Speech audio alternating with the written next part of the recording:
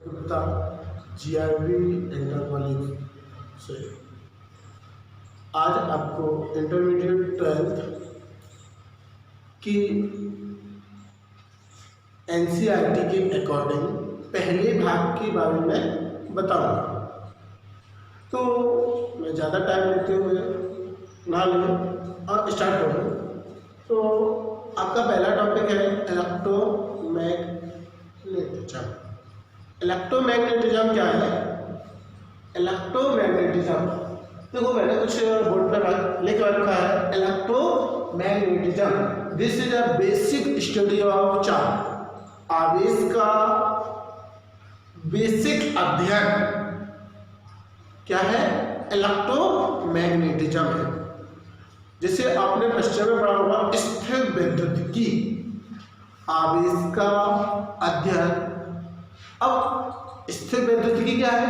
स्थिर विद्युतिकी इलेक्ट्रोमैग्नेटिज्म का ही एक भाग है। इलेक्ट्रोमैग्नेटिज्म को 3 भागों में बांटा गया है: इलेक्ट्रोस्टैटिक्स, मैग्नेटिज्म, इलेक्ट्रोमैग्नेटिज्म। इलेक्ट्रोस्टैटिक्स पहला, ये जो आप पढ़ रहे हो ये आपका, जैसे आपने क्वेश्चन में पढ़ा साइकिल का पहिया है, दिख रहा है, घूम रहा है, इस प्रकार से कोई गेंद है, गेंद फेंकी जा रही है, इस तरह से फेंकी गई, तो वहां पे आपको दिखाई दे रहा था कि हमने कैसे फेंकी। आप प्रैक्टिकल कर सकते थे। अब जो इंटरमीडिएट है आपको 3 से 4 महीने ऐसा पढ़ना है जिसको आपने देखा नहीं है, कोई नहीं देख पाए। अब देखा नहीं है और ऐसी चीजों को पढ़ना है तो इसके लिए आपको क्या करना होगा? कल्पना। Imagination is very most important. 3 से 4 महीने तक ये चलेगा आपका इलेक्ट्रोमैग्नेटिज्म, और पूरा का पूरा आपको काल्पनिक है। हर चीज की कल्पना करनी है। अभी तक इलेक्ट्रॉन, अब इलेक्ट्रॉन को किसी ने देखा है क्या? अरे भाई, इलेक्ट्रॉन को देख नहीं सकते, तो इलेक्ट्रॉन को जब देख नहीं सकते तो इलेक्ट्रॉन का ही अध्ययन करना है, आवेश का ही अध्ययन करना है। आवेश दिखाई नहीं देता है तो, लेकिन आवेश को महसूस जरूर किया जा सकता है। तो इमेजिनेशन बहुत इंपॉर्टेंट है। तो इलेक्ट्रोमैग्नेटिज्म के 3 भाग हैं। पहला भाग है इलेक्ट्रोस्टैटिक्स, जिसे इंटरमीडिएट में ये बहुत बड़ा यूनिट हो जाता है, इसलिए इसको 2 भागों में बांटा गया: इलेक्ट्रोस्टैटिक्स फर्स्ट, इलेक्ट्रोस्टैटिक्स सेकंड। अब इलेक्ट्रोस्टैटिक्स जो आपका है ये क्या है? इलेक्ट्रोस्टैटिक्स आपका तब अध्ययन करेंगे, इलेक्ट्रोस्टैटिक्स का तब अध्ययन करेंगे जब आवेश रुका होगा। जब आवेश रुका होगा तब हम क्या अध्ययन करेंगे? इलेक्ट्रोस्टैटिक्स का। मतलब आवेश का वेग कितना होगा? आवेश की चाल कितनी होगी? 0। जब आपका आवेश एक नियत चाल से गतिमान हो जाए तब हम क्या अध्ययन करेंगे? Magnetism. Charge moving with constant speed, तो हम क्या अध्ययन करेंगे? मैग्नेटिज्म। तीसरी शाखा है इलेक्ट्रोमैग्नेटिक वेव। इलेक्ट्रोमैग्नेटिक वेव हम कब पढ़ेंगे? जब चार्ज मूविंग मतलब गतिमान तक होगा, चलेगा विथ कांस्टेंट एक्सेलरेशन। तो 3 भाग है। अब इसमें आप पढ़ोगे आवेश, charge, electric field, potential, capacitor. तो ये सारी चीजें आप कार्य पढ़ोगे। अब इसके बाद पढ़ता है करंट। करंट आपका इसमें और इसमें बदल। अब मैग्नेटिज्म में क्या होगा? मैग्नेटिज्म में PG, मैग्नेटिक इलेक्ट्रोमैग्नेटिक इफेक्ट। दूसरा नाम EMI, इलेक्ट्रोमैग्नेटिक इंडक्शन। और तीसरा AC, अल्टरनेटिंग करंट। इसमें पढ़ोगे। और लास्ट चैप्टर जो आपका होगा इलेक्ट्रोमैग्नेटिक वेव। इलेक्ट्रोमैग्नेटिक वेव तो आपको इलेक्ट्रोमैग्नेटिक वेव्स पढ़ना है। अब इलेक्ट्रोमैग्नेटिक वेव्स क्या होती है? इलेक्ट्रोमैग्नेटिक वेव एक्सरे है, वो क्या है? इलेक्ट्रोमैग्नेटिक। क्या किसी ने एक्सरे देखा है क्या? अभी देखा है? कोई नहीं देख पाया। कुछ लोग कह रहे हैं हाँ हमने एक्सरे देखा है। भैया एक्सरे नहीं देखी है, एक्सरे की फोटो कॉपी देखी है, एक्सरे नहीं देख पाते हो। कोई देख पाता है? हड्डी टूट गई पसीने में कुट कुट की तो आवाज आएगी, लेकिन कोई ये नहीं बताएगा कि अरे वो आई ऐसे खुपाच छुआ। बस पता ये चलेगा कि खुपाच छुआ, बाकी कुछ पता नहीं चलता है। किसी को देखता है क्या वो आई ये घुस गई? नहीं, ये कुछ नहीं होता है भाई। सीधे आवाज आएगी किट किट हो गई, कहेगा निकलो। तो आपने एक्सरे नहीं देखी है, एक्सरे की फोटो कॉपी देखी है। जो फोटो निकल के आती है निगेटिव दिखा है, निगेटिव बोलते हैं उसे। तो इसके बाद हम चलते हैं कि आपका पहला चैप्टर फर्स्ट यूनिट है आपका इलेक्ट्रोस्टैटिक्स फर्स्ट, और लेसन का नाम है इलेक्ट्रिक चार्ज एंड फील्ड। आपको पढ़ना क्या है? आवेश।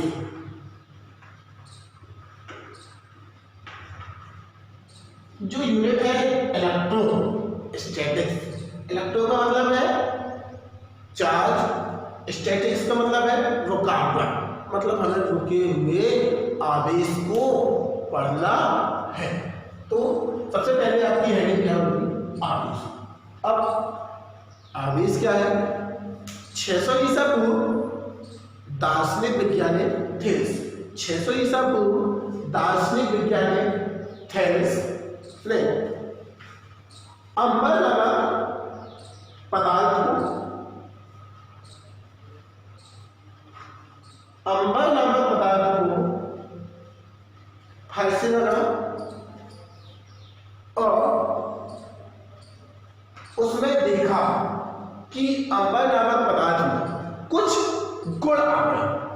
अंबर नामक पदार्थ में कुछ गुण आ गए, जिसके कारण अंबर की क्षण छोटे छोटे कणों को, छोटे छोटे टुकड़ों को अपनी ओर आकर्षित करने लगा।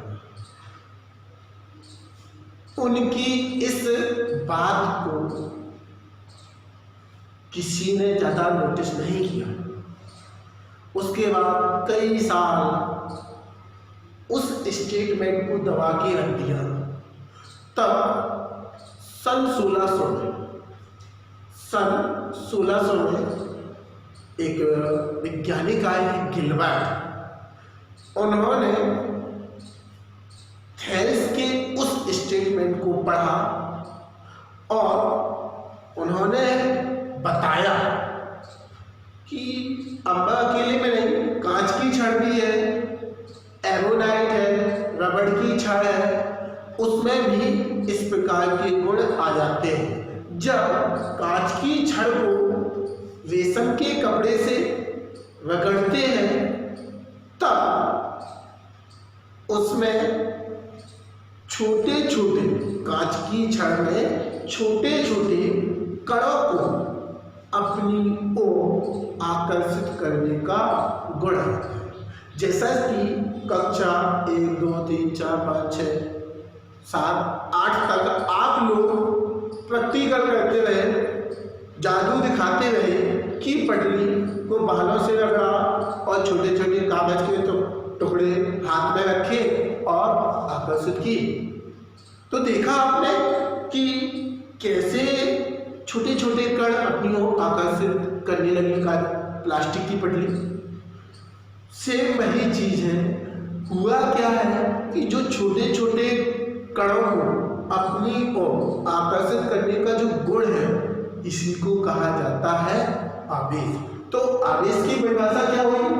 आवेश की परिभाषा किसी वस्तु या किसी पदार्थ में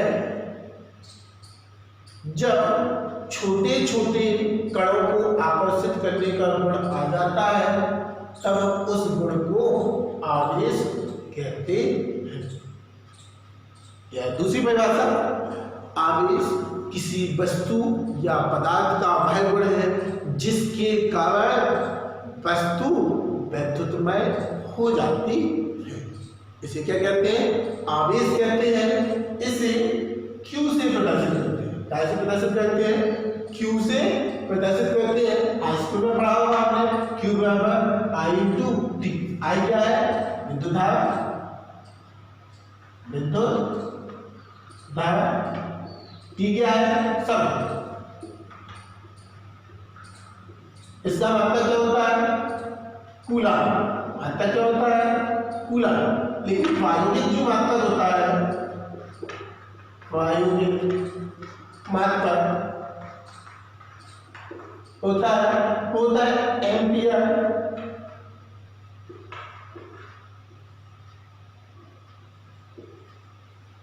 घंटा। प्रायोगिक मात्रक क्या होता है? एम्पियर घंटा। अब ये आपकी विद्युत धारा, समय, मात्रक क्या बन गया? कूलम। अब इसके और भी मात्रक है। अब कूलम या कहें आवेश का सबसे छोटा और सबसे बड़ा मात्रक। आवेश का जो सबसे छोटा मात्रक होता है वो होता है फ्रैंकलिन,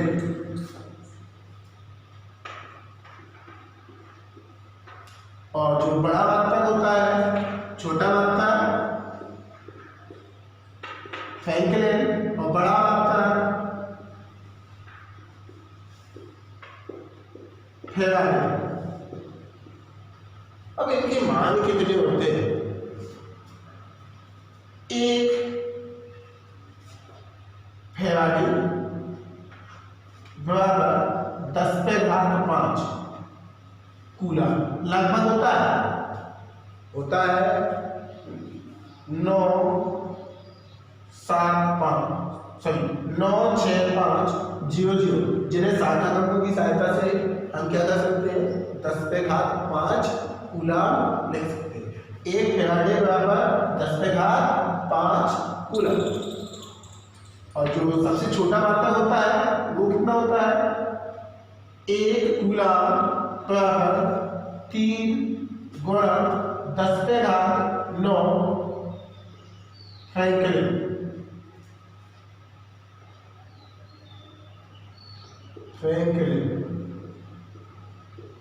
ये आपका क्या है? सबसे छोटा मात्रक है, और ये क्या है? आपका सबसे बड़ा मात्रक है। अब और भी मात्रक होते हैं। एक मात्रक होता है ESU, इलेक्ट्रोस्टैटिक यूनिट। एक मात्रक क्या होता है? कूलम आवेश का। इसे हम कहते हैं CGS पद्धति में भी बोलते हैं, CGS मात्रक। ये क्या होता है? ESU, electrostatic unit, electrostatic unit. एक कूलम बराबर कितने ESU होते हैं? 3 गुणा 10⁹ ESU, इलेक्ट्रोस्टैटिक यूनिट। वो काय के बराबर होते हैं? एक कूलम बराबर फ्रैंकलिन। और एक और मात्रक होता है EMU, इलेक्ट्रोमैग्नेटिक यूनिट। ये एक कूलम बराबर कितना होता है? 1/10 ESU, 1/10 ESU। तो इसका संबंध आप लोग कभी कभी नोट कर लें। और ये मान एक फेराडे और एक कूलम में कितने फैसले हैं ये पूछे जाते हैं। आवेश के प्रकार। आवेश के प्रकार के लिए कुछ प्रयोग किए गए हैं। जैसे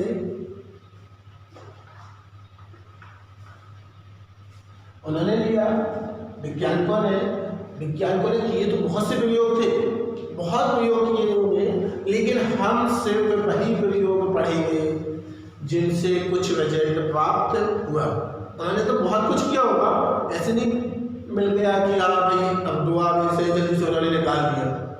प्रयोग उन्होंने अनेकों किए होंगे, बरसों तक प्रयोग किए, लेकिन हम यहाँ पर वही चीजें पढ़ेंगे जिनसे कुछ रिजल्ट प्राप्त हुआ है। और मैं इस टॉपिक में ज़्यादा टाइम ना लेते हुए, पहले के समय में 1 घंटा 2 घंटा पूरा पढ़ाता रहता था, आवेश। अब तो बहुत जल्दी 15-20 मिनट में निपटा देता हूँ आवेश। तो आवेश के प्रकार के लिए 2 प्रैक्टिकल 3 प्रयोग हुए वैसे तो 3 प्रयोग क्या थे? उन्होंने क्या किया?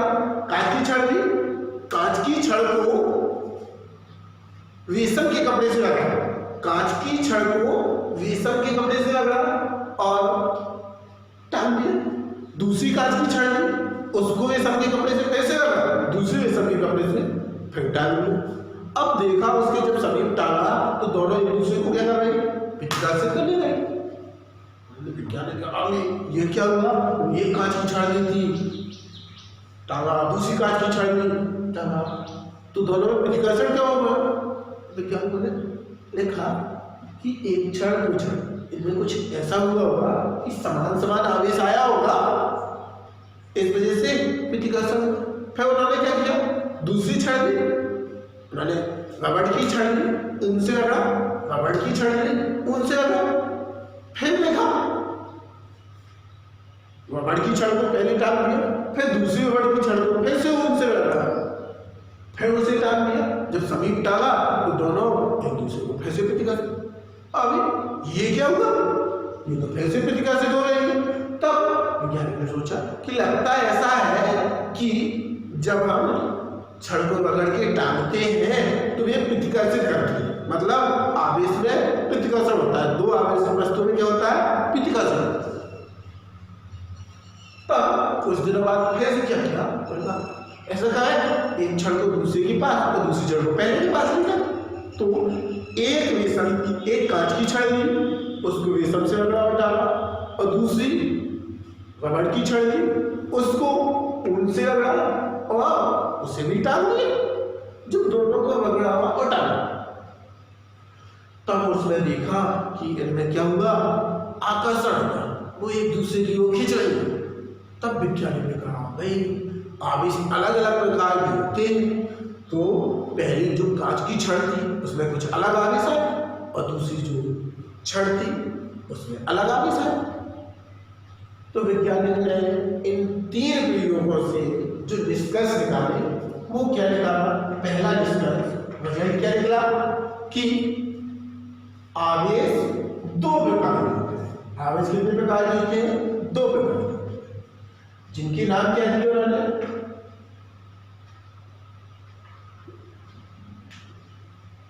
Vitreous, Ricinus. क्या नाम दिए, विट्रियस और रेसिनस। 1770 में, सन 1770 में वैज्ञानिक बेंजामिन फ्रैंकलिन अमेरिका के थे जो, उन्होंने विट्रियस को क्या किया, इसका नया नाम धनावेश, क्या कह दिया, धनावेश, और रेसिनस को क्या कह दिया,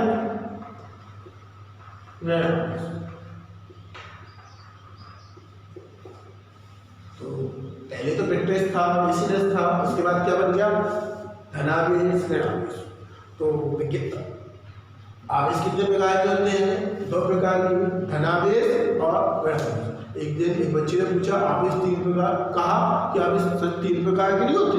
मैंने कहा तीसरा आवेश कौन सा है, कैसा जी, एक उदासीन नहीं होता है, एक धन हो गया, एक ऋण हो गया, एक उदासीन नहीं हो गया। तो उदासीन कैसे हो गया, अरे बीच का है क्या, बीच में कौन सा मिलेगा, धनावेश ऋणावेश दो प्रकार के होते हैं, कोई उदासीन आवेश थोड़ा ना, वो तो न्यूट्रल हो गए, धनावेश और ऋणावेश में कोई उदासीन आवेश नहीं होता है। ठीक है, दूसरा निष्कर्ष क्या निकला, तीन प्रयोगों से जो दूसरा निष्कर्ष निकला वो क्या था कि जब आवेश समान था, जैसे कांच की छड़ को कांच की छड़ के पास ले आए थे तो उनमें क्या हुआ था, प्रतिकर्षण, और अंबर की छड़ को अंबर की छड़ के पास या रबड़ की छड़ को रबड़ की छड़ के पास लाए थे, तब क्या हुआ था, प्रतिकर्षण। तो उन्होंने कहा कि सजातीय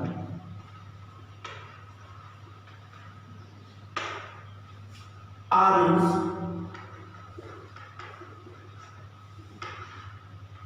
क्या करते हैं, प्रतिकर्षण, क्या करते हैं, प्रतिकर्षण। अर्थात सजातीय आवेशों के बीच, मतलब समान समान आवेशों के बीच क्या लगता है, प्रतिकर्षण, और अंबर जब कांच की छड़ को रबड़ की छड़ के पास लाएगी तो क्या हो जाता? आकर्षण। तो विजातीय मतलब भी अलग अलग विजातीय आवेश के बीच क्या लगता है? आकर्षण। विजातीय आवेश में क्या लगता है? आकर्षण। जैसे लड़का लड़की होती है उनमें क्या होता है? अट्रैक्शन। मतलब अलग अलग है तो अट्रैक्शन, और लड़का लड़का क्या होता है? ठीक है। जैसे कुत्ता का एग्जाम्पल ले लें, एक कुत्ता दूसरे कुत्ते को भूखता है लेकिन बिल्ली आ जाए तो क्या होता है? छपेटा मारता है। सेम है चीज, अगर सेम है तो क्या होगा? समान सेम है तो क्या होगा? विधिकर्ष। और अलग अलग है तो क्या होगा? आकर्षण। ठीक है। अब तीसरा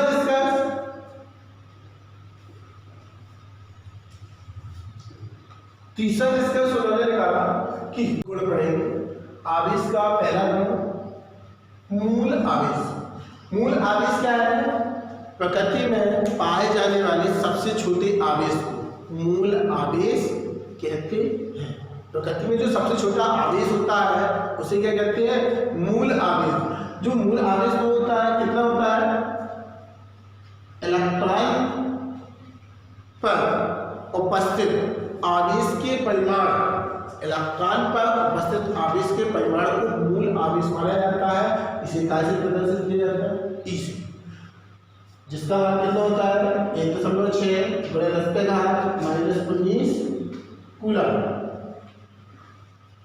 दूसरा वर्ड आवेश की योज्यता।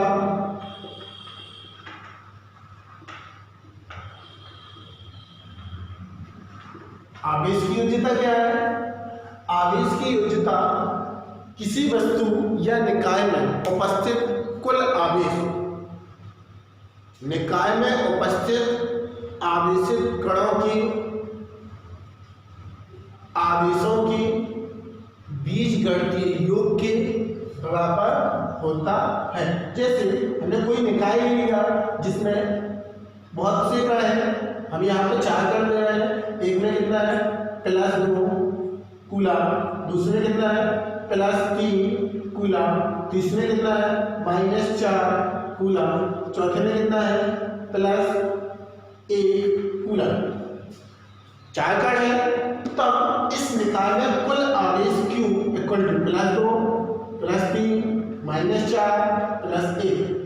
3 2 5 5 1 6 6 +1 -1 कितने? 4। कितना बचेगा? +2 कूलम। तो आवेश की योज्यता क्या होगी? किसी वस्तु या निकाय में उपस्थित कुल आवेश निकाय में उपस्थित कणों के आवेशों के बीजगणितीय योग के बराबर होता है। तीसरा, आवेश का क्वांटमीकरण।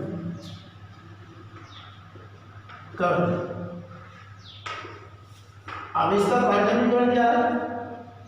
किसी भी वस्तु में जो आवेश होगा वो मूल आवेश के पूर्ण गुणज के रूप में होगा। कोई भी वस्तु होगी उसमें आवेश की मात्रा मूल आवेश मतलब 1.6 × 10⁻⁻19 कूलम के पूर्ण गुणज के रूप में होती है। यही आवेश का क्वांटमीकरण है। अर्थात किसी वस्तु में जो आवेश होगा वो कितना होगा? Q = NE। ये इंपॉर्टेंट सूत्र है। जहाँ n कोई संख्या है जिसका मान 0 +−1 +−2 +−3 सो कुछ भी हो सकता है। अब जो मूल आवेश था मैंने बताया ये सबसे छोटा आवेश है, लेकिन कुछ और भी कण होते हैं जिनकी खोज हो चुकी है। इनकी खोज, इन कणों की खोज हो चुकी है। इन पर आवेश ±E/3 ±2E/3 है, जो मूल आवेश से छोटे हैं, लेकिन आपको इंटरमीडिएट में नहीं पढ़ना है। सिर्फ याद रखना है मूल आवेश से भी छोटे कण है, जो मूल आवेश है इनसे ही बनी हुई। जो मूल आवेश है इन क्वार्क से ही बने हुए हैं। वैज्ञानिकों ने बताया कि जो न्यूट्रॉन होता है, जो न्यूट्रॉन है उस पर आवेश होता है जो बना हुआ है क्वार्क कणों से, वो इस प्रकार से बना है 2e/3 minus e/3 minus e/3 equal to 0। कितना आवेश हुआ? 0। और जो प्रोटॉन है, प्रोटॉन आपका बना हुआ है 2e/3 plus 2e/3 minus e/3 equal to e। 2 4 e/3 minus e/3 मतलब 3 e/3, 3 से 3 कट जाएगा, क्या आएगा? e। जो प्रोटॉन पे आवेश होता है वो कितना होता है? e मतलब प्लस e। और कितना होगा? 1.6 प्लस का 1.6 गुणा 10 पे घात माइनस 19 गुना। प्रोटॉन की जो स्ट्रक्चर है वो कैसे बनी हुई है? इस प्रकार से बनी हुई है। इसे कहते हैं, जो प्लस का है इसे कहते हैं यू अपर क्वार्क, इसे क्या कहते हैं? अपर क्वार्क, इसे क्या कहते हैं? डाउन। अब इसे डाउन, ठीक है। अब आवेश के 3 गुण, आवेश का चौथा गुण आवेश संरक्षण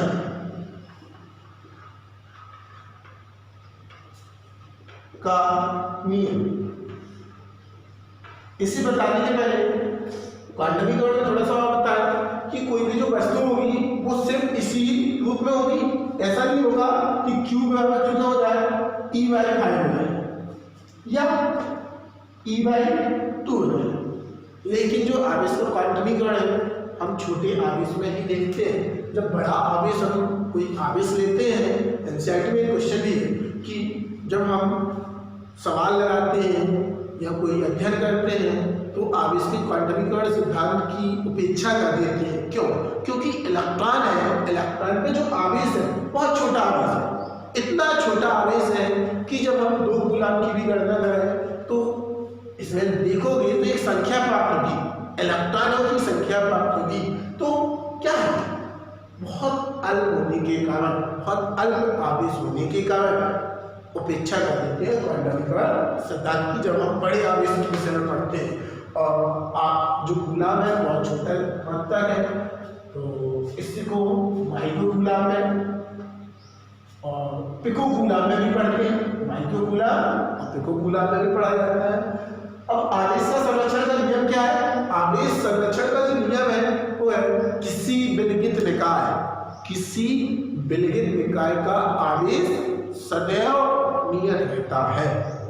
मतलब ना तो दूसरी शब्द में कहा है, ना तो आवेश को उत्पन्न किया जा सकता है ना ही नष्ट किया जा सकता है।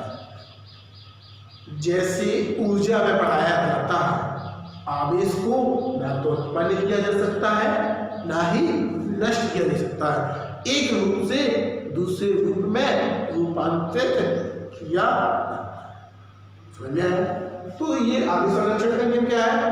आप 2 प्रकार से बोल सकते हो। किसी विलगित निकाय, विलगित का मतलब है कि सबसे अलग हो, किसी से जुड़ा ना हो। विलगित का मतलब अलग हो, सबसे अलग निकाय का जो आवेश होगा वो क्या होगा? सदैव नियत रहेगा। और जो दूसरा है, आवेश को ना तो उत्पन्न किया जा सकता है ना ही नष्ट किया जा सकता है। एक वस्तु से दूसरी वस्तु में उत्पन्न जो करेगी तो जितना आवेश एक वस्तु में आएगा उतना ही आवेश दूसरी वस्तु में आएगा। आवेशन का इलेक्ट्रॉन सिद्धांत बताइए। आवेशन का इलेक्ट्रॉन सिद्धांत क्या है? कोई भी वस्तु होती है छोटे छोटे कणों से मिलकर बनी होती है। कण परमाणु से मिलकर बनी होती है। परमाणु में जो परमाणु का आकार होता है वो 10⁻⁻10 मीटर कोटि का होता है। परमाणु का आकार 10⁻⁻10 मीटर कोटि का होता है।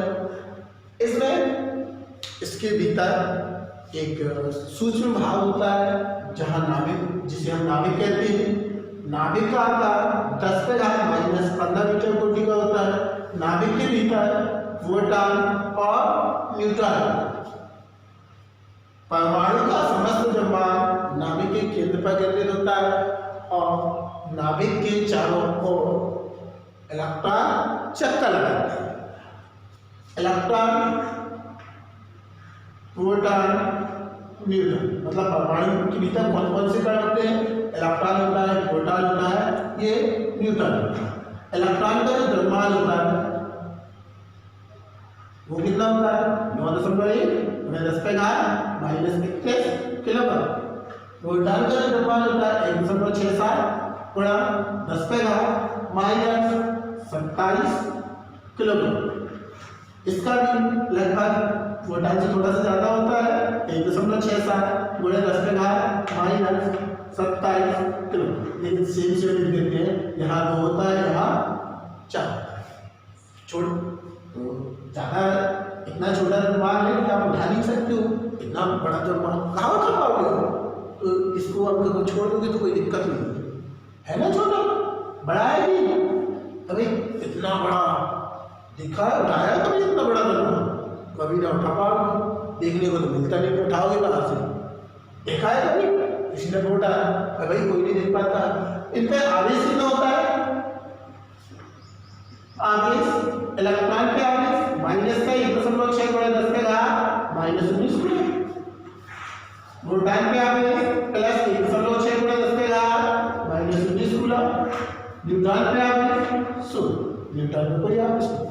अब आपने पढ़ा है केमिस्ट्री में कि जितनी संख्या में प्रोटॉन होते हैं उतनी संख्या में इलेक्ट्रॉन होते हैं। मतलब प्रोटॉन में धन आवेश, इलेक्ट्रॉन में ऋण आवेश, टोटल आवेश क्या हो जाता है? मतलब कोई भी परमाणु होता है वो क्या होता है? उदासीन होता है। क्या होता है? उदासीन। कोई भी परमाणु होता है वो आपका कैसा होता है? उदासीन। अब उदासीन है, अगर किसी विशेष विधि द्वारा इलेक्ट्रॉन प्रोटॉन का संतुलन बिगाड़ दें तो वस्तु कैसी हो जाती है? आवेशित हो जाती है। इसे क्या कहते हैं? आवेशन का इलेक्ट्रॉन सिद्धांत। तो सीधे सीधे हम टारगेट कहें कि यदि किसी वस्तु में उपस्थित परमाणु की इलेक्ट्रॉनों की संख्या कमी हो जाए या परमाणु में इलेक्ट्रॉनों की संख्या में वृद्धि हो जाए तो परमाणु के आवेशित होने से वस्तु कैसी हो जाती है? आवेशित हो जाती है। इससे आवेशन का इलेक्ट्रॉन सिद्धांत कहते हैं। इस आवेशन के इलेक्ट्रॉन सिद्धांत से 2 निष्कर्ष प्राप्त होते हैं। पहला निष्कर्ष, यदि वस्तु ऋण आवेश है, अगर वस्तु में कैसा आवेश आ गया है? Negative charge. कैसा आ गया है? निगेटिव चार्ज जब आ जाता है तब उसमें कहा जाता है कि वस्तु में इलेक्ट्रॉन की अधिकता है। क्या है? अधिकता या बहुलता। क्या बोलते हैं? बहुलता। अगर किसी वस्तु में हम बाहर से इलेक्ट्रॉन भेजते हैं तो वस्तु कैसी हो जाती है? ऋण आवेशित। दूसरा रिजल्ट क्या निकला इससे? दूसरा रिजल्ट निकला, यदि वस्तु में धन आवेशित पॉजिटिव है तो वस्तु में क्या होता है? वस्तु से इलेक्ट्रॉन की कमी। अगर वस्तु से इलेक्ट्रॉन निकाल दें तो क्या होगा? पॉजिटिव चार्ज है। ये चीज समझ लो। अब एक क्वेश्चन आता है, किसी वस्तु में आवेश शून्य है, इस कथन का क्या अर्थ है? तब आपको याद रखना है, यदि किसी वस्तु में आवेश शून्य है इसका अर्थ है कि उसमें उपस्थित इलेक्ट्रॉनों की संख्या प्रोटॉनों की संख्या के बराबर है।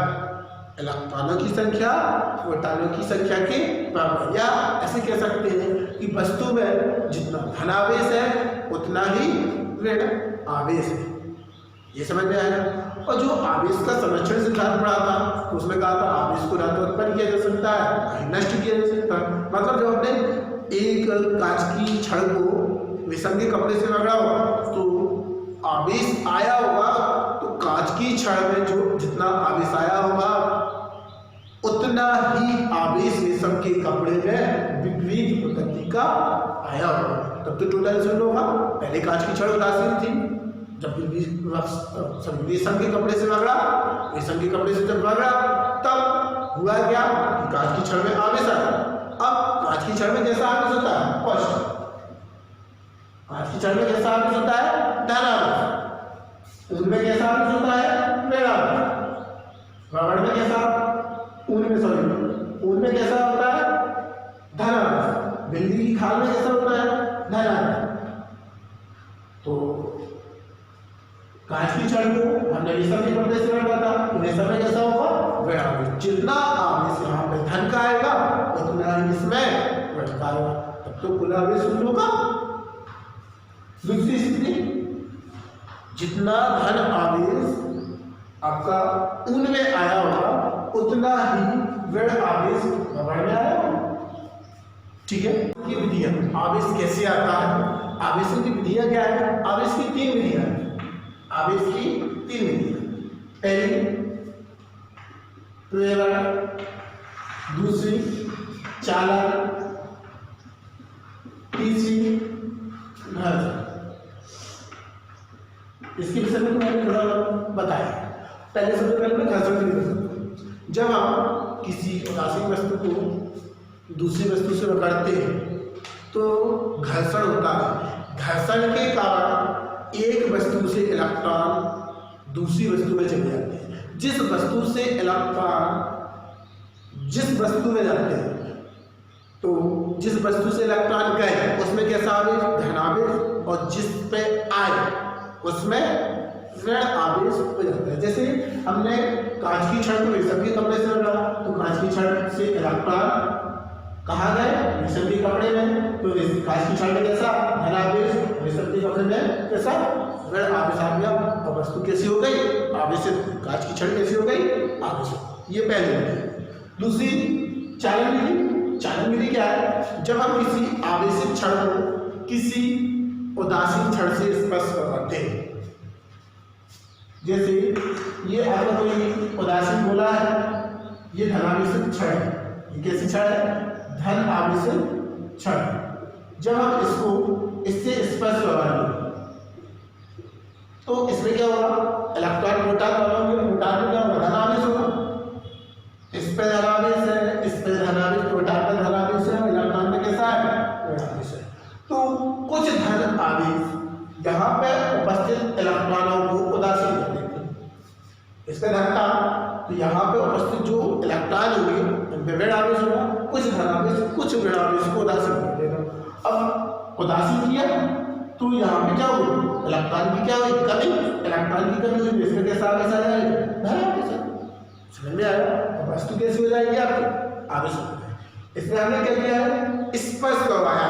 इस विधि को क्या कहते हैं? चालन।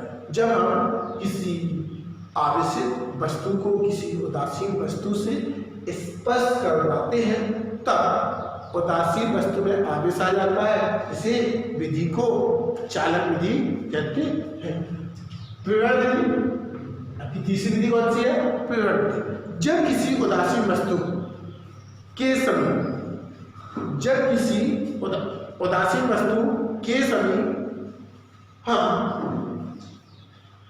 आवेशित वस्तु को लाते हैं। जब किसी उदासीन वस्तु के समीप आवेशित वस्तु को लाते हैं लेकिन स्पर्श नहीं करवाते, तब प्रेरण के कारण दूसरी वस्तु उदासीन वस्तु में विपरीत प्रकृति का आवेश उत्पन्न हो जाता है।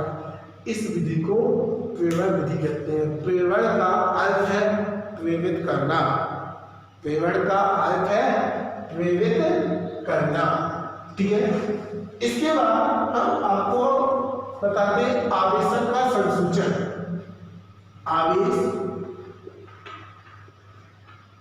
आवेशन या आवेश का संसूचन।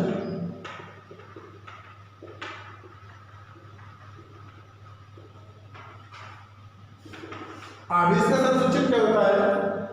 एक स्वर्ण मात्र विद्युत दर्शी होती है जिसका चित्र मैं बोर्ड पर बना रहा हूं। ये कुछ इस प्रकार से, इसमें होता क्या है? एक कांच कांच का ग्लास होता है जिसके ऊपरी भाग में अचानक कांच के टुकड़े से हम बंद रहे, इसके भीतर एक धात्विक छड़ अंदर की हो जाती है, इसके निचले सिरे पर स्वर्ण पत्तियां लटकी होती है, 2 स्वर्ण पत्तियां लटकी होती है और ऊपरी भाग में धात्विक डिस्क लगी होती है। यह आपका क्या है? आवेश संसूची यंत्र, आवेश संसूची यंत्र। अब यदि संसूचन करना है, संसूचन हम 2 प्रकार से कर सकते हैं, एक चालन विधि से, दूसरा प्रेरण विधि से। चालन और प्रेरण। चालन विधि क्या है? आवेश संसूचन की चालन विधि। जब हम किसी आवेशित छड़ को इस डिस्क में, ये जो धात्विक डिस्क लगी हुई है, इसमें स्पर्श करवाते हैं, जिसे हम स्पर्श करवाएंगे तब यहाँ पे सेम आवेश पहुंच जाएगा और ये आवेश इस धातु छड़ की सहायता से कहाँ पहुंचेगा? यहाँ पे। अब स्वर्ण क्या है? आपका धातु है, तो इन दोनों पट्टियों में भी आवेश पहुंच जाएगा। अब इसमें भी धनावेश और इसमें भी धनावेश, धनावेश धनावेश क्या कहता है? प्रतिकर्षण। तब क्या होगा? ये ऐसे नहीं, अगर फैल गए तब देखेंगे इसमें क्या है? आवेश है। जो छड़, इसको मैंने यहाँ पे स्पर्श करवाया और ये पत्ती फैल गई, तो कैसा आवेश हो गया? इसमें आवेश आ रहा है। अगर नहीं फैली तो इसमें आवेश नहीं। ठीक है। अब प्रेरण विधि क्या होती है? प्रेरण विधि होती है कि जब हम इसमें अगर आवेश है तो इसके समीप लाएं। पहले स्टार्टिंग में ये पत्ती आपकी जो की तरह नीचे हो, ऐसे हो, नीचे की ओर लटकी हो। जब हम प्रेरण विधि में किसी आवेशित वस्तु को इसके समीप लाएं, लेकिन स्पर्श नहीं करवाएंगे, स्पर्श नहीं करवाएंगे, तब क्या होगा? इसके समीप लाएंगे तो जैसा आवेश इसमें होगा उसकी विपरीत प्रगति का आवेश इसमें आ जाएगा। विपरीत प्रगति का आएगा, वो धातु छड़ से क्या होगा? नीचे तक पहुंच जाएगा, नीचे तक पहुंचेगा और एक पत्ती 2 पत्ती सेम आवेश इसमें और सेम आवेश इसमें पहुंच जाएगा। अब ये फिर आवेश हो गई और समान आवेश क्या होता है? प्रतिकर्षण। तो फिर से क्या हो जाएंगे? एक इस प्रकार से, एक इस प्रकार से फैल जाएगा। फिर से पता चल जाएगा कि इसमें आवेश है। अब नहीं फैल गए, समझ लेंगे इसमें आवेश नहीं है।